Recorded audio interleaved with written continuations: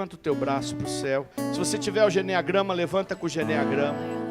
E pede para Jesus agora a libertação de toda a cadeia hereditária, tudo que é preciso ser liberto. Que o teu poder, Senhor, venha agir agora, Senhor. Nós pedimos, Senhor, que os anjos possam levar tudo isso para a mão do Senhor. Coloca teus anjos neste lugar, Senhor. Teus anjos que estão a teu serviço.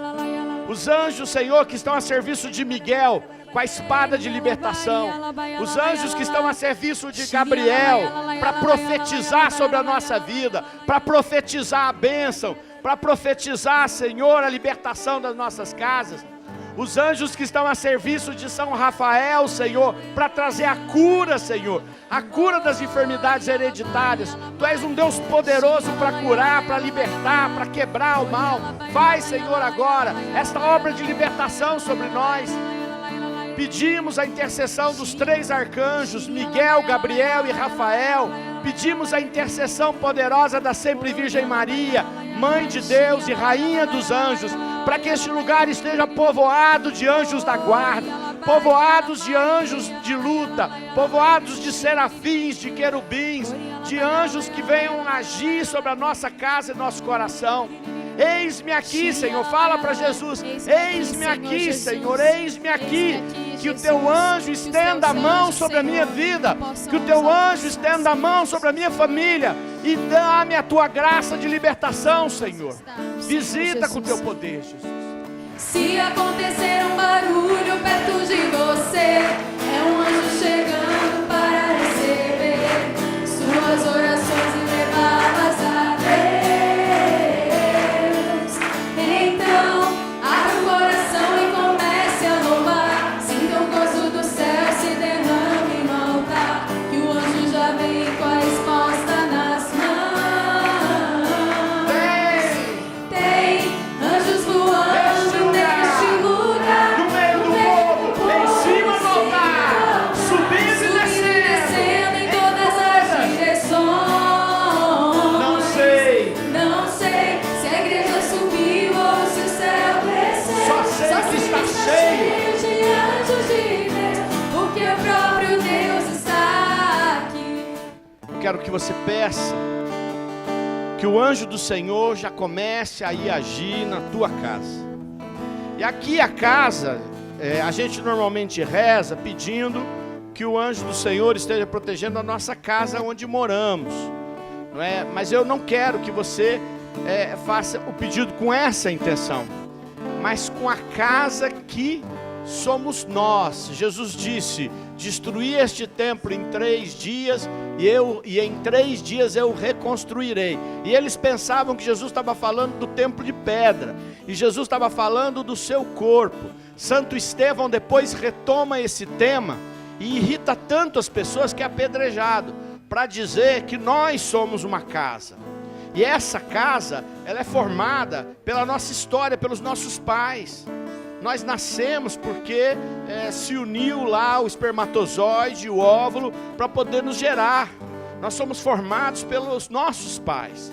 Se eles não tivessem nascido, nós não estaríamos aqui. Nossos avós transmitiram para nós as suas vidas também. Então eu quero que você peça que o Senhor mande teus anjos lá em casa, lá nesta casa que te formou, nesta casa que formou o teu ser, o teu corpo. Está entendendo? Senhor, põe teus anjos lá em casa. Senhor, põe teus anjos lá em casa, com a espada desembainhada. Senhor, põe teus anjos lá em casa. não deixes Deixes que o inimigo se escarneça e zombe de nós. Cobre, Senhor. Cobre, Senhor, com teu sangue. Senhor, põe teus anjos lá em casa. Antigamente,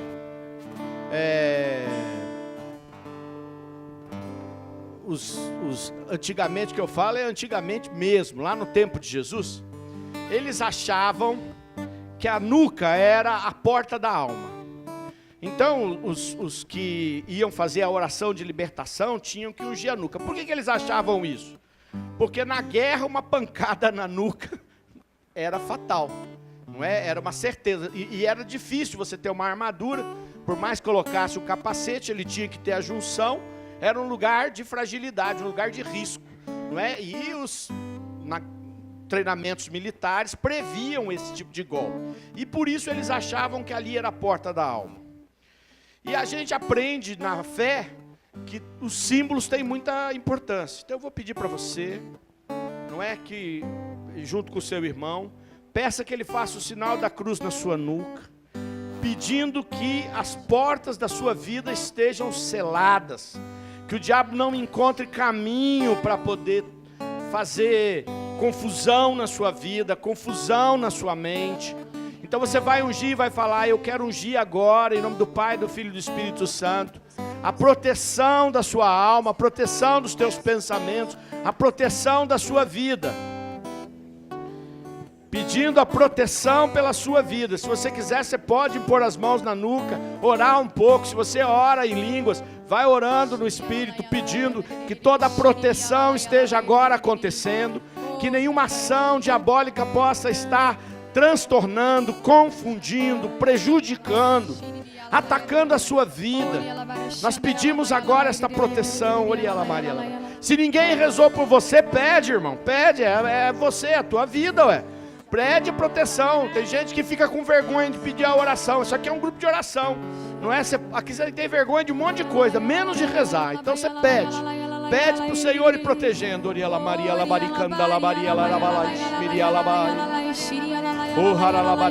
Você vai pedir para o Senhor restaurar a casa, vai pedir para o Senhor restaurar, reconstruir a tua casa. Muitas vezes a vida espiritual, a vida da gente acabou ficando como uma cidade desolada, uma cidade que foi depredada. Mas o Senhor tem o poder de reconstruir, não é? Vale aqui lembrar que Jesus chora sobre Jerusalém. Jesus profetiza que Jerusalém não vai ficar pedra sobre pedra.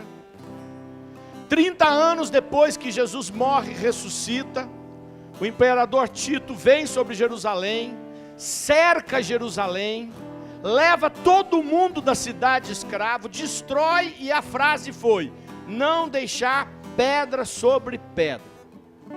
Pois depois do ano 300, Santa Helena volta a Jerusalém destruída, e recomeçam a reconstruir, e encontram a Santa Cruz, e os bizantinos reconstroem todos os lugares sagrados. Depois foi destruído de novo na época das cruzadas, mas de novo foi reconstruído. A obra do nosso Deus é uma obra de reconstrução. Se você for pegar Neemias, Esdras e Neemias, a reconstrução da muralha e a reconstrução do templo, eles choravam e diziam que a magnitude do templo de Salomão estava sendo restaurada. E os historiadores dizem que na verdade não conseguiram fazer aquele templo tão maravilhoso como era no templo de Salomão. Mas a unção espiritual sobre aquele lugar foi tão forte que para eles até hoje a reconstrução das muralhas por Esdras e Neemias é mais importante do que a construção do templo, feita pelo material que Davi guardou e Salomão construiu. Então na reconstrução, o poder e a unção é muito maior para reconstruir a nossa casa e a nossa vida. Quando o Senhor reconstrói, é muito mais poderoso, é muito melhor, é muito mais abençoado e feliz do que foi a destruição. Então eu não quero saber o que destruiu sua vida, ou destruiu as gerações antes de você, ou que atingiu a tua casa e atingiu você. O Senhor pode fazer uma restauração muito maior do que essa. Acabei falando das muralhas, da reconstrução das muralhas. E eu sei que como são livros muito enfadonhos, chatos de ler, as pessoas às vezes não conseguem lê-los e lê-los com um olhar espiritual. Mas eu acho que uma das coisas que eu queria lembrar Esdras era um copeiro. Um copeiro. E os copeiros eram pessoas de grande confiança dos reis da época. Por quê? Porque contra os inimigos tinham-se os generais e o exército. E eles sempre tinham, os reis, vários soldados valorosos, heróis de guerra, habilidosos para protegê-los. Mas quem ia protegê-los do que come? Então o copeiro tinha que ser alguém que provava os alimentos, que verificava de onde vinha, que comia o alimento para ver se de verdade não tinha veneno. E era uma pessoa que, muitas vezes, o único que o rei podia confiar, porque até a sua esposa era arranjada, era de um acordo político, diante das terras, diante das lutas que existiam. Então o copeiro era a pessoa da confiança dele, era o seu amigo. E aí ele, copeiro, chega para o rei, conta que ele é israelita, o rei tomou susto, mas como ele era de confiança, o rei abre os seus almoxarifados para a reconstrução do templo. Autoriza o copeiro a chegar lá e liberar madeira, liberar pedra, liberar o material que fosse necessário para a construção. Porque o rei confiava nele, ele não era uma pessoa de importância, se considerada a importância política e militar, mas se considerada a importância afetiva, ele era a pessoa importante. Então quando a gente está olhando a reconstrução, você tem que tomar cuidado de que você fica esperando alguém de grande importância e a pessoa que o Senhor quer usar é você. Às vezes você é o copeiro da sua casa, ou às vezes o Senhor quer usar pessoas simples, próximas de você, para ser instrumento dessa restauração. E aí você deve orar para que eles possam fazer esse trabalho. Vocês estão entendendo o que eu estou dizendo? Não precisa de grande poder, é o copeiro mesmo. E um outro aspecto que eu gosto de ressaltar, é que ele foi para reconstruir, e os inimigos ficavam mandando cartas mentirosas, difamando, para ver se o rei tirava sobre ele o favor, e os seus vizinhos faziam incursões, cartas. Então quando você vai reconstruir sua vida, Satanás não vai abrir mão fácil daquilo que ele alejou na sua casa, daquilo que ele contaminou na sua família. Por que ele vai entregar de mão beijada aquilo que alguém abriu a porta para ele lá? Por que agora ele vai falar, tudo bem, estou indo embora? Vai nada, ele vai ficar grudado, ele vai insistir, ele quer ficar segurando a tua vida. Ele não quer sair, te deixar feliz. Depois dele ter encontrado um caminho de infelicidade da tua casa, se utilizado das heranças, às vezes fraquezas das nossas heranças para penetrar, aí ele vai abrir mão? Claro que não. E os inimigos também, gente, inimigos de carne e sangue também, inspirados pelo diabo, vão sempre achar isso difícil, sempre querer complicar. Esdras não desanimou. Teve vezes que ele teve que ir lá se explicar, mas Deus sempre, no final, lhe deu a força para vencer. Então se você não parar, o Senhor não vai deixar de te dar a força necessária. Estão ouvindo? Não vai deixar de usar você. Copeira do Senhor, copeiro do Senhor. E que os teus inimigos, que eles que se virem, aqueles que se articulam para continuar querendo ver tua vida infeliz, eles que se expliquem para Deus. Você segue teu caminho. Agora não espere que não hajam inimigos. Fala para o teu irmão, não espere que o inimigo não faça nada, meu Deus. É muita ingenuidade achar que você vai rezar e o inimigo vai te deixar liberado. Não vai, não vai. Você é quem vai insistir. E te digo mais, às vezes, diabo é astuto. Às vezes o teu mais forte inimigo é rapidamente derrotado pelas forças do Senhor. E o Senhor suscita algo do teu lado, porque a inveja, gente, é da natureza humana, e o diabo sabe usar isso muito. Inveja e ciúme, o diabo sabe usar com uma habilidade. E aí a gente tem que orar para derrubar isso. A gente não pode ser tolo, porque senão destrói a nossa vida. Se você acha que isso é bobagem, que vai ficar destruído é você. Você e sua casa. E eu não quero que você esteja destruído, nem eu, nenhum de nós. Em nome de Jesus, fale aí. Em nome de Jesus, o diabo não vai destruir minha vida, não.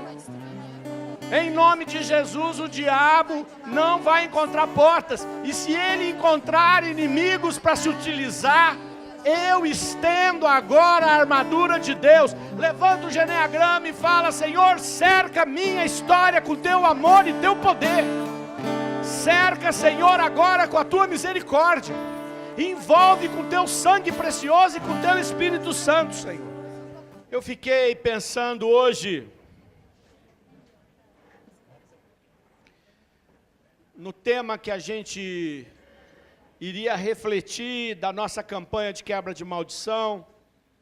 Peguei a genealogia de Jesus, não é? Temos lá 3 versões, Mateus, Lucas, 2 principais, e elas são entranhadas, para vocês terem uma ideia, somente 3 nomes se repetem nas 2. E eu fui numa reunião do meu trabalho. A reunião acabou não acontecendo, e eu fiquei com a minha manhã praticamente livre, voltei para minha casa e passei a manhã estudando, preparando esse tema da genealogia de Jesus. E aquilo me inquietava o coração, não é? Eu não sabia qual era o rumo. À tarde eu tinha uma consulta médica de rotina. Fui para a consulta e levei um chá de cadeira, daqueles que vocês estão acostumados quando vão ao médico, né? E fiquei lá, mais ou menos, quase 2 horas. E nessas 2 horas eu ficava pensando no ensinamento e orando sozinho ali. E aí o Senhor me tocou o coração de que a nossa noite de hoje tinha outro objetivo. E aí eu cheguei em casa, já sabia o que o Senhor queria, corri para buscar, e quero partilhar com vocês. Não vai ser sobre a genealogia de Jesus, mas é isso aqui que nós vamos rezar. Atos dos Apóstolos, capítulo 4, versículo 24. Diz assim: ao ouvirem isso, levantaram unânimes a voz a Deus e disseram: Senhor, vós que fizestes o céu, a terra, o mar e tudo o que neles há, vós que pelo Espírito Santo, pela boca de vosso pai Davi, vosso servo, dissestes: porque se agitam as nações e imaginam os povos coisas vãs, levantam-se os reis da terra e os príncipes se reúnem em conselho contra o Senhor e contra o seu Cristo. Pois, na verdade, se uniram nesta cidade contra o vosso santo servo Jesus, que ungistes, Herodes e Pôncio Pilatos, com as nações e com o povo de Israel, para executarem o que a vossa mão e o vosso conselho predeterminaram que se fizesse. Agora, pois, Senhor, olhai para as suas ameaças e concedei aos vossos servos, que com todo desassombro anunciem a vossa palavra. Estendei a vossa mão para que se realizem curas, milagres e prodígios, pelo nome de Jesus, vosso santo servo. Mal acabaram de rezar, tremeu o lugar onde estavam reunidos, e todos ficaram cheios do Espírito Santo e anunciavam com intrepidez a palavra de Deus. Palavra do Senhor.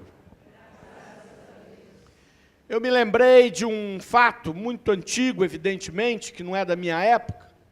Eu era um nenezinho, com certeza, que foi um momento do início da renovação carismática no mundo, em que um professor da Universidade de Notre Dame, Universidade do Quesnay, no Cinturão da Fé, nos Estados Unidos. Depois de estarem em um retiro, ficam cheios do Espírito Santo, e isso, como um fogo na palha, se espalha pelo mundo. E aconteceu que um desses professores disse que Deus queria que ele fizesse uma grande cruzada de evangelização e de pregação no poder do Espírito, e que o Senhor o acompanharia. Mas ninguém acreditou nele. Nem mesmo as pessoas da fé, nem mesmo as pessoas que tinham tido aquela experiência, enfim, ninguém acreditou nele.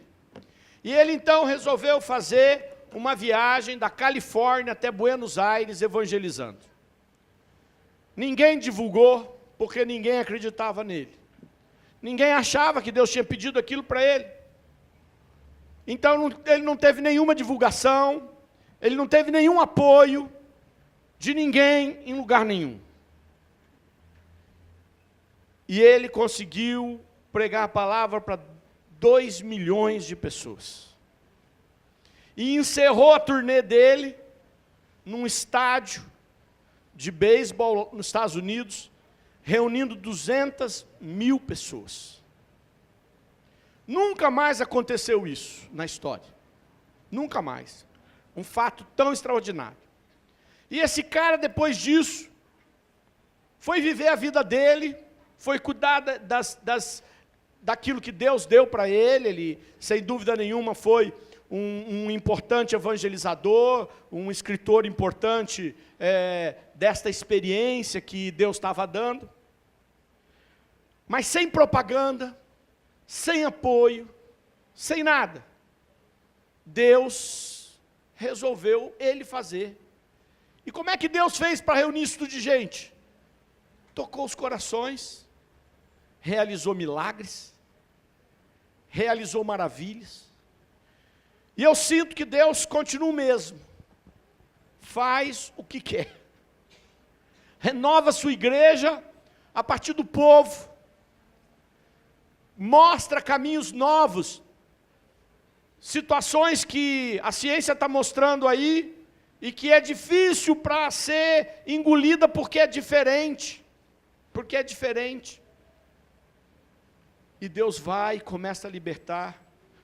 E eu posso garantir para vocês que a libertação hereditária que Deus está fazendo é algo que a gente não tem a dimensão, mas a gente vai experimentar na prática.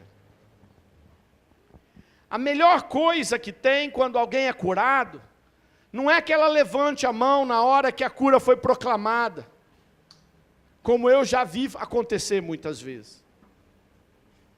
Eu gosto de contar essa história, e para a glória de Jesus, é uma história bastante complicada, mas eu quero contar para vocês. O padre Marcelo Rossi ia fazer um grande evento junto com Dom Fernando Figueiredo, em Cidade Leste, no Paraguai. Foi divulgado pelas rádios, foi feita uma imensa divulgação.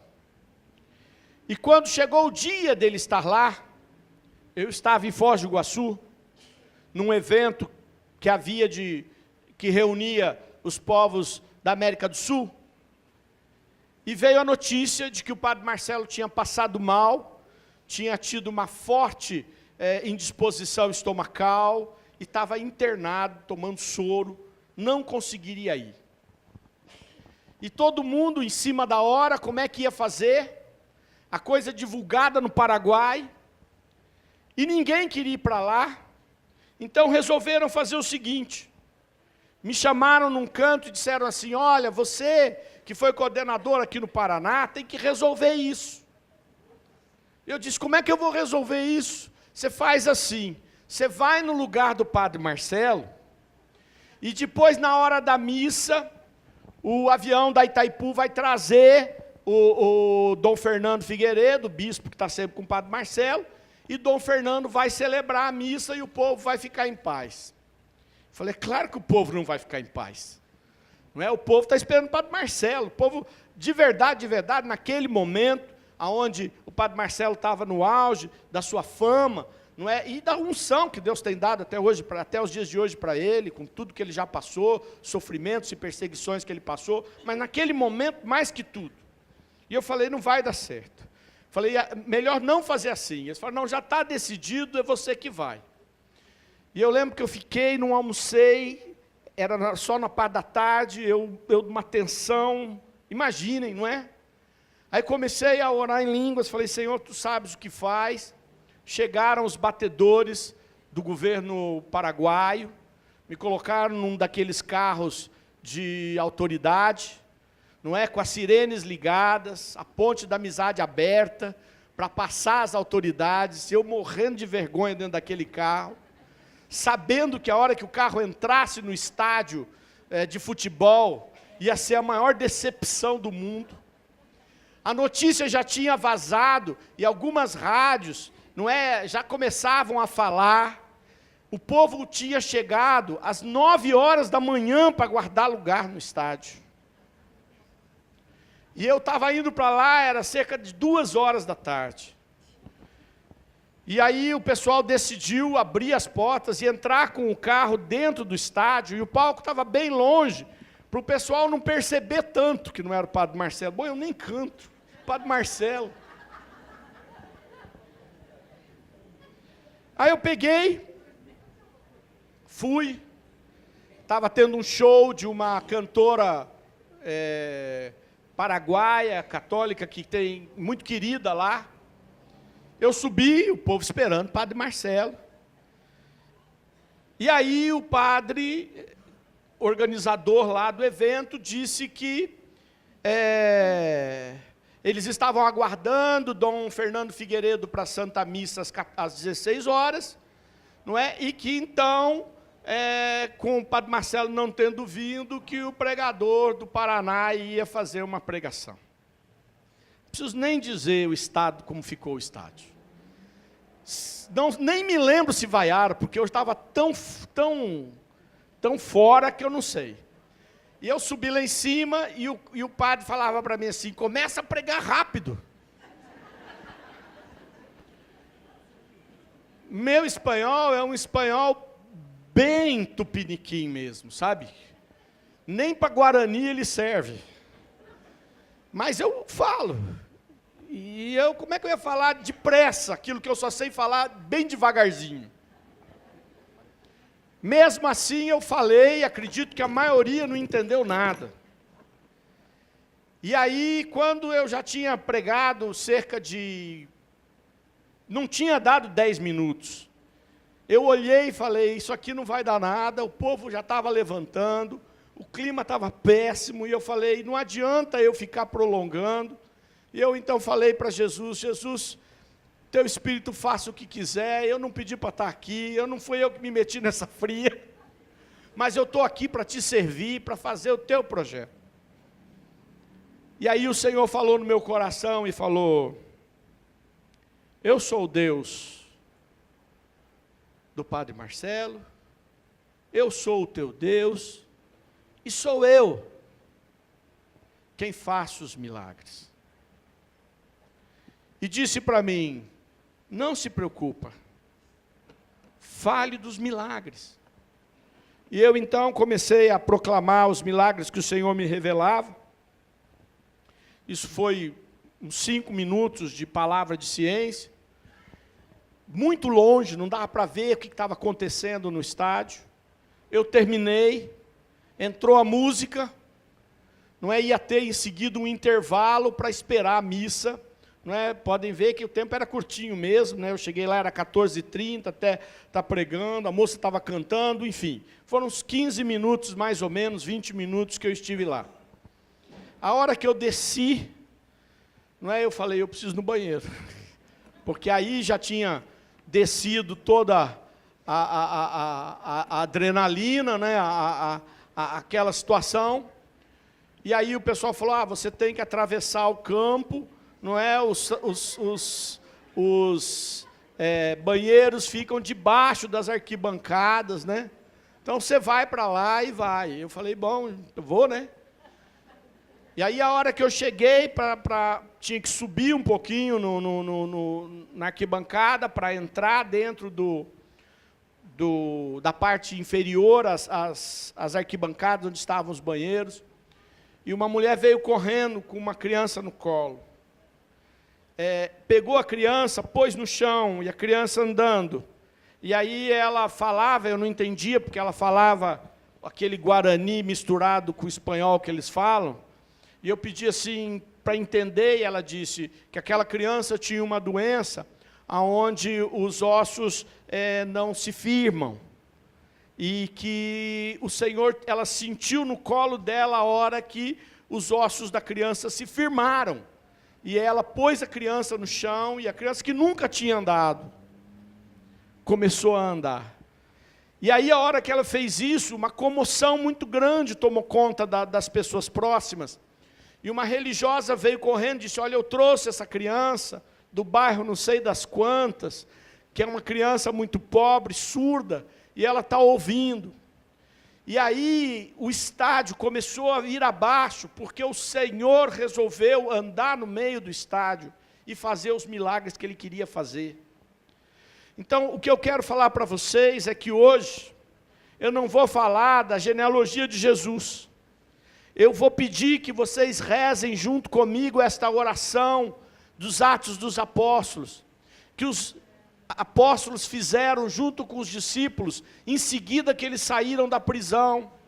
E eles ali, impedidos, fizeram a oração em conjuntos e terminaram dizendo, agora, pois, Senhor. Não é? Quero até, depois a gente vai repetir junto, mas assim, agora, pois, Senhor, olhai para as suas ameaças e concedei aos vossos servos que com todo desassombro anunciem a vossa palavra. Estendei a vossa mão para que se realizem curas, milagres e prodígios pelo nome de Jesus, vosso santo servo. Mal acabaram de rezar, tremeu o lugar onde estavam reunidos, e todos ficaram cheios do Espírito Santo e anunciavam com intrepidez a palavra de Deus. O nosso Deus está vivo. Preste atenção. Nosso Deus não é um Deus da teoria. Ele é um Deus que ressuscitou dos mortos. É bom que a gente entenda. É muito importante que a nossa razão compreenda a fé. Mas compreender a fé não é ter fé. Eu posso estudar a vida inteira, entender tudo de fé. E alguém que não entende nada, pode ver Deus fazer os milagres, porque vê que Ele está vivo. Que Ele está vivo. E se Ele está vivo, Ele continua fazendo o que Ele fez na Judeia e na Galileia. Assim como Ele estava na casa da sogra de Pedro, a multidão o pressionou, e diz a palavra, todos foram curados.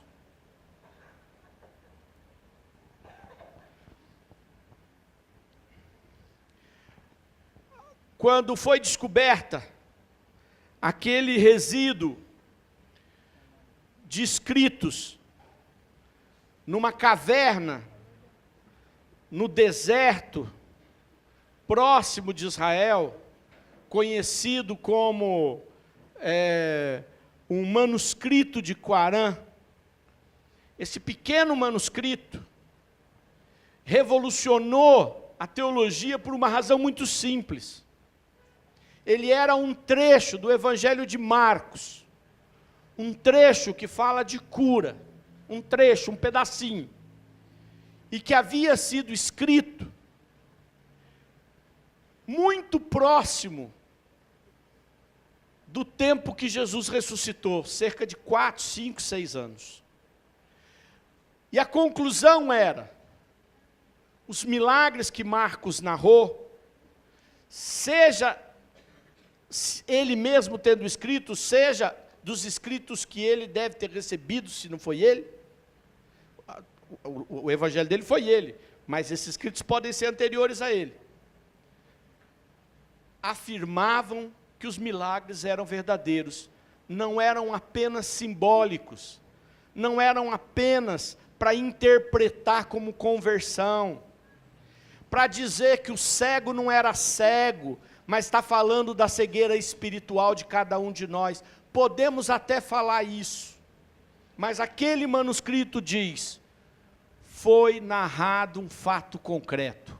Um cego viu, um surdo ouviu, um enfermo foi curado, um endemoniado foi liberto. Portanto, estes milagres não são simbólicos, são reais.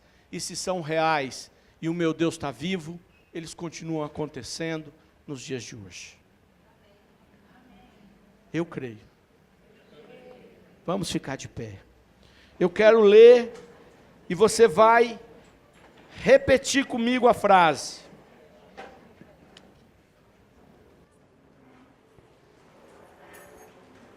Agora, pois, Senhor, olhai para as suas ameaças, e concedei aos vossos servos, que com todo desassombro, anunciem a vossa palavra, estendei a vossa mão, para que se realizem curas, milagres e prodígios, pelo nome de Jesus, vosso santo servo. De novo, estendei a vossa mão, para que se realizem curas, milagres e prodígios, pelo nome de Jesus, vosso santo servo. Amém. Amém.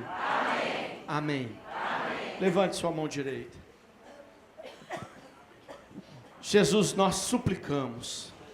Pode repetir comigo? Jesus, nós suplicamos. Que realizes neste local, na minha vida, na minha casa, na vida dos meus irmãos, na vida deste grupo de oração, milagres, curas, prodígios, em teu nome, Jesus. Age agora para quebrar as maldições hereditárias sobre a minha vida, sobre a minha casa, sobre a minha família. Realiza, Senhor, milagres na minha vida, no meu trabalho e no meu lar. Cura, Senhor, as enfermidades, hereditárias ou não, em vosso santo nome. Que eu seja um anunciador da tua bondade e do teu amor, aonde eu estiver. Amém.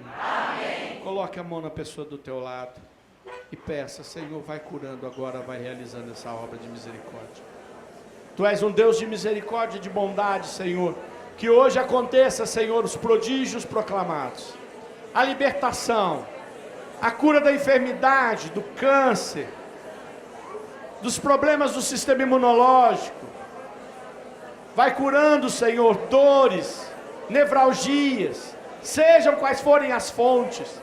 Liberta, Senhor, os que ficaram perturbados pelo sofrimento, sofrimento mental, sofrimento nos relacionamentos,